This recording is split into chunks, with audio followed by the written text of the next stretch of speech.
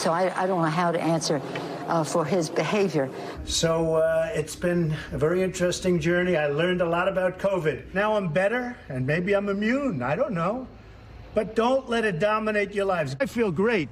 I feel like perfect. So I think this was a blessing from God that I caught it. This was a blessing in disguise. These people should be indicted. This was the greatest political crime in the history of our country.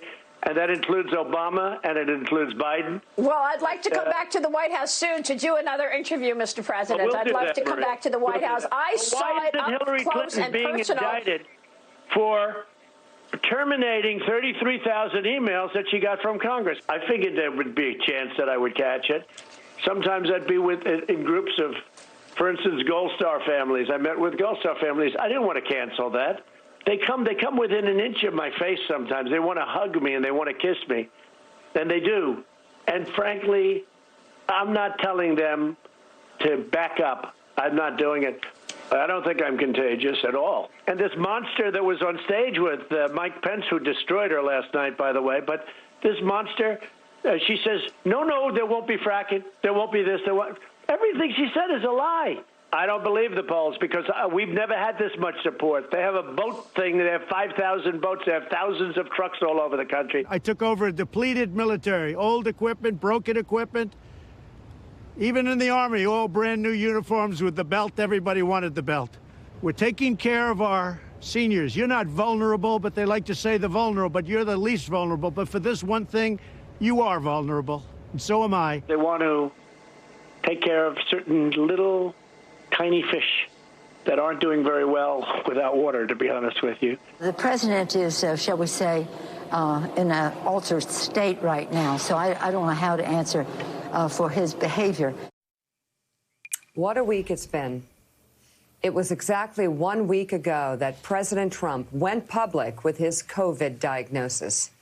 Now he says he's ready to return to the campaign trail, maybe as soon as tomorrow. So, Willie, you know, Meek and I, we have rules before we come on this show. I'm not allowed to talk about baseball for long periods of time, nor am I allowed to talk about our lost decade in Turkey, you and me. What a decade that was, by the way. Okay. So, but for her, I have not allowed her to utter the phrase 25th Amendment, but, you know, because every morning she has wanted to utter the right words all along. 25th Amendment. And I say, honey, you can't say that every day. And she says, honey, I can if I feel like it. Well, Willie, here we have the president saying he's immune. We have the president of the United States pressuring his attorney general. Republicans, please listen. Pressuring his attorney general to indict his political opponent who's beating him in the polls, to indict his last Democratic opponent, to indict the last Democratic president, saying he'll be a sad man if he doesn't do it. And Trump said he'll have to basically do it himself if he gets reelected. Blames Gold Star families for giving him COVID.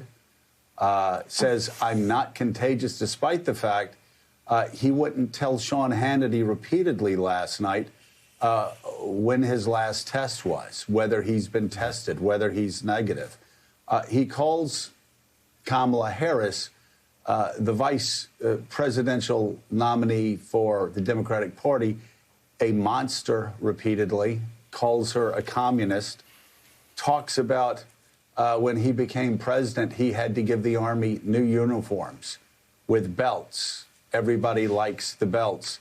He returned to the White House when doctors didn't want him to return to the White House. He went to the West Wing when people inside the White House were begging him to not go to the West Wing. Now he's talking about going out on the campaign trail when no doctor that was worth a damn would allow him to go out on the campaign trail.